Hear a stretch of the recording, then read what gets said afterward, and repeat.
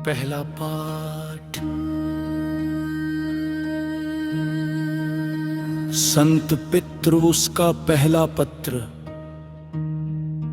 आपका उद्धार एक निर्दोष तथा निष्कलंक मेमने अर्थात मसीह के मूल्यवान रक्त की कीमत पर हुआ है। आप लोग जानते हैं कि आपके पुरखों से चली आई हुई निरर्थक जीवन चर्या से आपका उद्धार सोने चांदी जैसी नश्वर चीजों की कीमत पर नहीं हुआ है, बल्कि एक निर्दोष तथा निष्कलंक मेमने अर्थात मसीह के मूल्यवान रक्त की कीमत पर।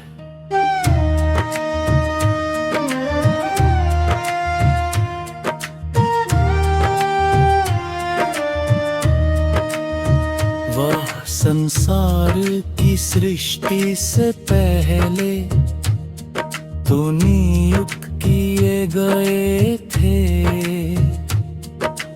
किंतु समय के अंत में आपके हेतु प्रकट हुए। उन्हीं के द्वारा आप लोग अब ईश्वर में विश्वास करते हैं। ईश्वर ने उन्हें मृतकों में से इसलिए जिलाया और महिमान्वित किया है कि ईश्वर में आपका विश्वास, ईश्वर पर आपका भरोसा भी हो। आप लोगों ने आज्ञाकारी बनकर सत्य को स्वीकार किया और इस प्रकार अपनी आत्माओं को पवित्र कर लिया है।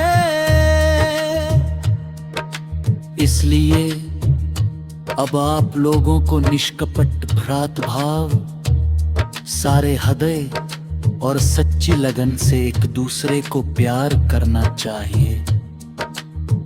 आपने दोबारा जन्म लिया है। आप लोगों का ये जन्म नश्वर जीवन तत्व से नहीं, बल्कि ईश्वर के जीवन एवं शाश्वत वचन से हुआ है। क्योंकि लिखा है समस्त शरीरधारी घास के सदृश है और उनका सौंदर्य घास के फूल की तरह। घास मुरझाती है और फूल झड़ता है, किंतु ईश्वर का वचन युग युगों तक बना रहता है। और ये वचन वह सुसमाचार है जो आपको सुनाया गया। प्रभु की वाणी। सुसमाचार मार्कुस के अनुसार पवित्र सुसमाचार। देखो, हम यरूशलेम जा रहे हैं। मानव पुत्र महायाजकों के हवाले कर दिया जाएगा। शिष्य यरूशलेम के मार्ग पर आगे बढ़ रहे थे। यीशु शिष्यों के आगे आगे चलते थे। शिष्य बहुत घबराए हुए थे और पीछे आने वाले लोग भयभीत थे। यीशु बारहों को फिर अलग ले जाकर उन्हें बताने लगे कि मुझ पर क्या क्या बीतेगी। देखो, हम यरूशलेम जा रहे हैं। मानव पुत्र महायाजकों और शास्त्रियों के हवाले कर दिया जाएगा। वे उसे प्राणदंड की आज्ञा सुनाकर गैर यहूदियों के हवाले कर देंगे। उसका उपहास करेंगे, उस पर थूकेंगे, उसे कोड़े लगाएंगे और मार डालेंगे, लेकिन तीसरे दिन वो जी उठेगा। जेबेदी के पुत्र याकूब और योहन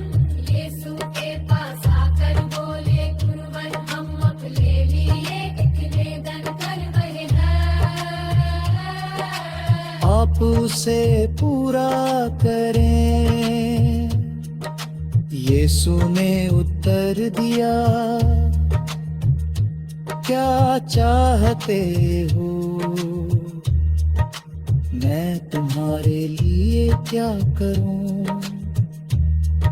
उन्होंने कहा, अपने राज की महिमा में हम दोनों को अपने साथ बैठने दीजिए, एक को अपने दाएं और एक को अपने बाएं। यीशु ने उनसे कहा, तुम नहीं जानते कि क्या मांग रहे हो। जो प्याला मुझे पीना है क्या तुम उसे पी सकते हो, और जो बपतिस्मा मुझे लेना है क्या तुम उसे ले सकते हो। उन्होंने उत्तर दिया, हम ये कर सकते हैं। इस पर यीशु ने कहा, जो प्याला मुझे पीना है उसे तुम पियोगे, और जो बपतिस्मा मुझे लेना है उसे तुम लोगे, किंतु तुम्हें अपने दाएं या बाएं बैठने देने का अधिकार मेरा नहीं है।